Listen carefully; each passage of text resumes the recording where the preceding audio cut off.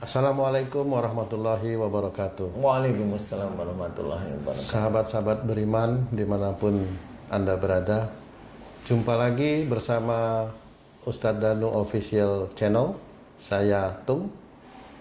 Kali ini kita akan membahas beberapa pertanyaan-pertanyaan netizen yang ada di konten-konten Pak Ustadz Danu. Insya Allah channel ini bisa lebih mendekatkan kita mengenal akhlak dan tauhid, supaya kita bisa menjadi orang-orang yang bertakwa di hadapan Allah. Begitu Pak Ustadz. Amin. Baiklah para sahabat semua, kita akan mulai ya. Tolong didengarkan. Pak Ustadz, begini Pak Ustadz, ini ada beberapa pertanyaan netizen yang kami kumpulkan. Mudah-mudahan ini bisa menjadi pencerahan buat para sahabat-sahabat beriman. Yang pertama, di beberapa episode yang lalu Pak Ustadz menjelaskan bahwa jika anak kecil sakit sebelum akil balik, Pak Ustadz mengatakan bahwa itu akibat dari kesalahan atau dosa-dosa kedua orang tuanya. Nah, itu ada beberapa netizen yang mempertanyakan itu. Bagaimana hubungan antara kok bisa kesalahan orang tua yang menyebabkan anaknya sakit. Kemudian ada juga beberapa netizen yang mengatakan seolah-olah Allah itu tidak sayang kepada anaknya sehingga diberikan sakit. Nah, itu gimana menurut Pak Ustadz? Monggo Pak Ustadz. Assalamualaikum warahmatullahi wabarakatuh. Sedulur teman-teman guys, pertanyaan sungguh sangat bagus sekali untuk mengingat hadis, kemudian ayat-ayat Quran itu dengan lebih santai, lebih santai, rileks, tapi harus masuk. Memang saya tidak asal bercerita kenapa kok kesalahan orang tua ditaruh oleh Allah Ta'ala di anak ini. Bukan saya salah ngomong, saya meneliti. Saya meneliti beneran. Jadi saya meneliti kenapa kok anak kecil di dalam hadis itu belum ada dosa, tetapi dia ada sakit. Banyak orang yang tidak akan pernah tahu sebenarnya kenapa Allah memberikan seperti itu. Nah, dalam penelitian saya, insya Allah mudah-mudahan ini bisa menjadi pencerahan dan bisa mengembalikan kita kepada kita sebagai seorang yang belajar untuk takwa kepada Allah Ta'ala. Jadi begini, memang sakit itu dari kesalahan-kesalahan seseorang, atau dalam bahasa Qur'annya wa ma asabakum min musibatin fabima kasabat aydikum. Apa saja musibah yang kau terima itu disebabkan dari buah tanganmu sendiri. Nah, sebenarnya ada beberapa hal yang kita tidak akan tahu. Banyak yang tidak tahu. Mulai dari orang Indonesia, orang Barat, apalagi yang basicnya bukan dari Islam, tidak akan tahu. Kemudian yang harus kita ketahui adalah memang penelitian ini saya sendiri buka literatur di Arab juga saya belum pernah menemukan istilahnya. Jadi begini, kalau memang si adik ini memang belum ada dosa, itu bukan berarti belum ada dosa ini Allah tidak berhak memberikan. Sebenarnya memang nggak ada dosa sebelum akhir balik. Nah, kenapa si adik ini seperti itu? Karena memang orang tua si adik yang sakit ini biasanya melakukan kesalahan kepada orang tuanya lagi. Jadi kepada kakek atau neneknya si adik yang sakit. Jadi kesalahan dari orang tua itu dikembalikan lagi kepada si anaknya, sehingga sama. Kalau si orang tuanya si adik itu kan anak dari kakeknya. Secara secara psikis itu anak itu pasti menjadi kesayangan orang tua, itu kan hal wajar. Sesuatu yang dibanggakan.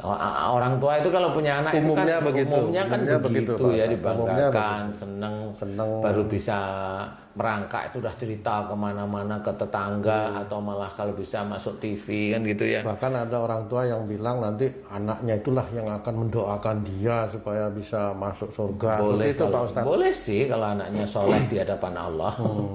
Ya soleh di hadapan Allah itu yang susah ya. Kita nggak tahu. Tapi intinya adalah karena orang tua itu secara psikologis itu dia sayang kepada anak, nah itu salah satunya dilimpahkanlah kepada anak.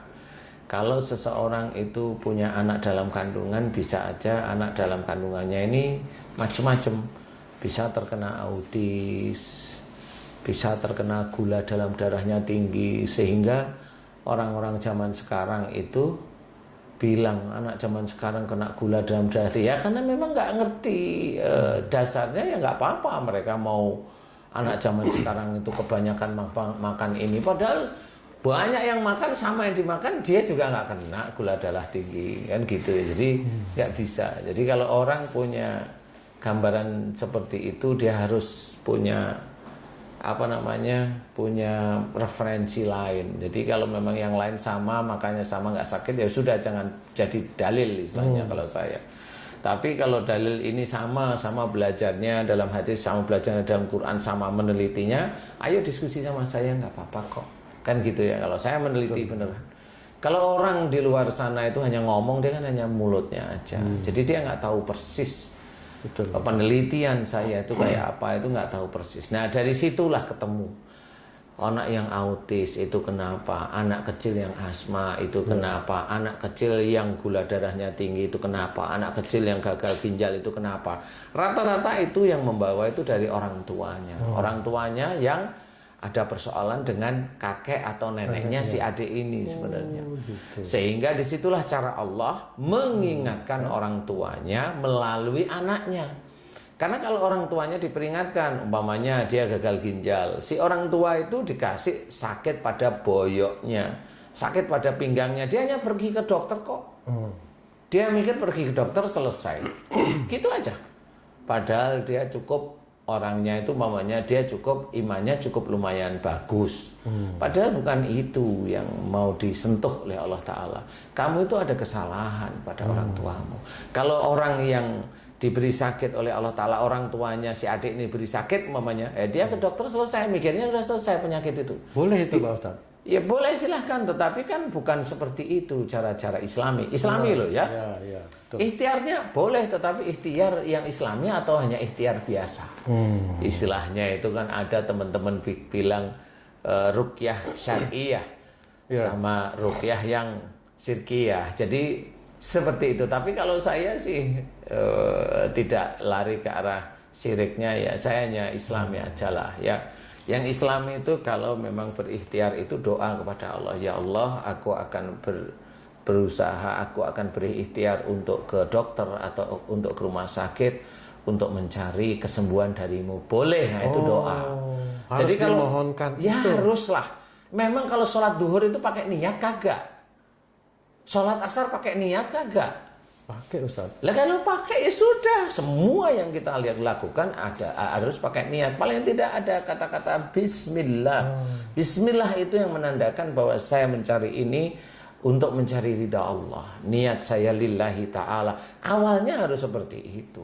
Tapi kan rata-rata orang ke rumah sakit mana ada bismillahnya. Tapi malah biasanya itu mereka malah saling mengajak itu Pak. Nanti kalau anaknya sakit panas ke dokter A, kalau anaknya pusing ke dokter B. Jadi seolah-olah mereka sudah punya pakem-pakem. Nah itu secara Islami apakah memang itu diridai Allah? Memang itu betul-betul jalan secara syariat Islam atau? Sebenarnya kalau anak sakit ini ke sana, dokter sana, anak sakit ini dokter sana, itu sebenarnya kan itu yang terjadi Pak Ustadz. Ya, istilahnya secara keilmuan boleh. Secara keilmuan. Tetapi kan kita nggak seperti itu. Contoh kita belajar. Kalau keilmuan belajar tinggal buka buku. Tapi kalau menurut syariat Islam harus ada bismillah, ada doa dulu, selesai nanti hamdalah. Kalau orang barat kan mau pinter, mau kayak Einstein, mana dia itu bismillah, nggak perlu, tapi dia pinter. Kalau besoknya Allahu a'lam, biarin aja. Kan gitu intinya. Berarti harus ada unsur-unsur ilah liya'budun itu memang diciptakan jin dan manusia untuk beribadah. Unsur ibadah inilah yang harus menjadi nomor satu dalam setiap apa yang kita lakukan gitu Pak Ustadz. Memang harus seperti Walaupun itu pergi ke dokter niatnya supaya anaknya sembuh. Begitu ya Pak Ustadz ya? Ya orang kan rata-rata seperti itu.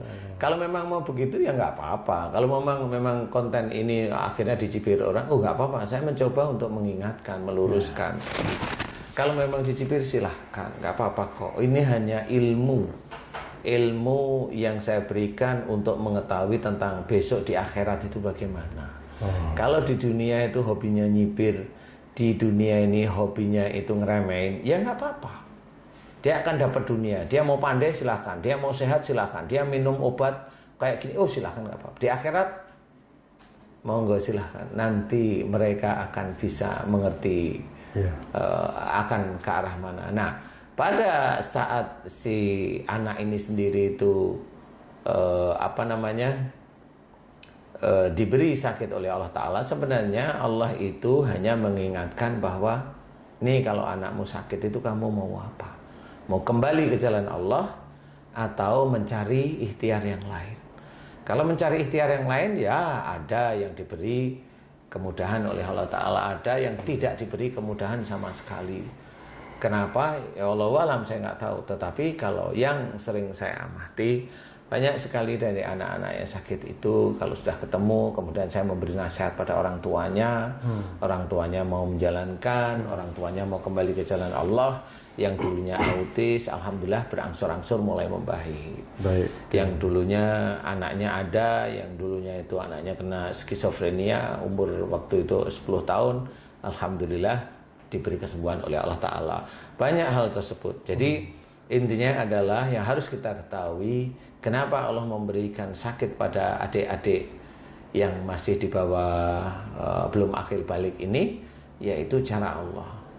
Kenapa Allah tidak sayang pada anak-anak? Oh, bukan. Yang tidak sayang itu adalah orang tuanya kepada anaknya. Yang tidak salah itu adalah orang tua kepada anak cucunya. Dia tidak sadar bahwa dia mengarahkan seseorang, orang tua, dia emosional, dia kaku. Kalau anaknya besok itu susah dinasihatin, mau nyalain siapa? Siapa yang mau disalahin? Gak ada. Kalau paling ke orang pinter, minta ke siapa, minta didoain agar anaknya luluh. Itu bukan cara Allah.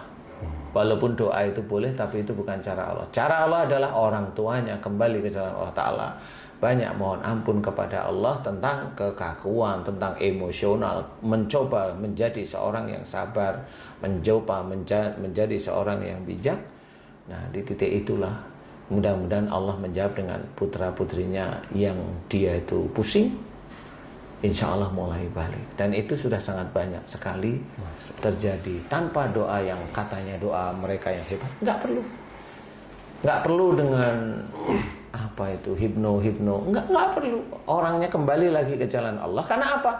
Karena si anak yang kaku, si anak yang emosional itu kan haknya Allah yang memberikan sifat-sifat seperti itu. Kenapa? Diambil sifat orang tuanya, ditaruh di anaknya. Kenapa? Ya biar orang itu tahu bahwa sebenarnya anaknya itu ketemu dengan orang tuanya sama-sama kakunya itu nggak bisa ketemu. Oh, jadi kalau transfer dosa gitu Pak Ustadz. Bukan transfer dosa, itu kan seolah-olah dia menurun genetik ya. Genetik. Jadi istilahnya kan nanti ada genetik seseorang itu punya anak, dia kaku emosional, anaknya rata-rata 4-nya gitu. Ada satu lagi tapi nggak seperti ini. Nah satu yang tidak seperti ini atas izin Allah juga. Dia mau banggain yang mana nih? Dia banggain yang baik atau dia banggain yang kaku dan emosional. Padahal lupa ayah dan ibunya itu kaku dan emosional. Kenapa banggain yang baik? Kenapa nggak ayah dan ibunya yang berubah menjadi baik? Masya Allah.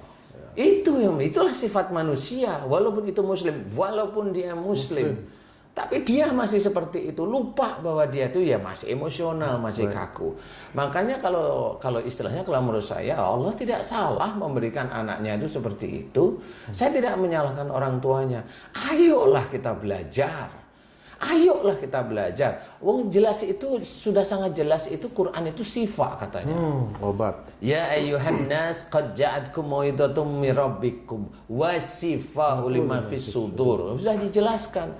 Hei kamu sekalian manusia, telah datang kepadamu pelajaran dari Tuhanmu, yaitu Al-Qur'an, penyembuh penyakit di dalam dada. Di dada itu ada apa? Ada emosi, ada amarah, ada benci, ada syirik, ada macam-macam itu di situ. Yang akan menjadi penyakit. Ya itu yang nanti menjadi penyakit. Penyakit secara tidak terlihat, sama yang nanti bahwa marah itu menjadi kanker bisa, menjadi stroke bisa, menjadi macam-macam. Terus fungsi Quran di situ sifatnya itu sebagai yang bagaimana itu Pak Ustaz? Lah, kalau fungsi Quran sudah ditulis bahwa asobakum min musibatin fa bima kasabat aydikum. Itu kan petunjuk. Apa saja musibah yang kau terima atau anak pun terima itu disebabkan dari buah tanganmu sendiri. Jika anaknya belum akil balik, jelas berarti itu kan petunjuk. Al-Quran itu kan banyak dikatakan hudalil muttaqin. Jadi bukan tulisan Arab yang dimasukkan itu. Bukan seperti itu. Lah itu untuk pemahaman orang lain ya silahkan. Tapi bukan seperti itu. Ya pemahaman orang lain, saya ulang lagi, silahkan. Karena nanti tahunya di akhirat, bukan di dunia.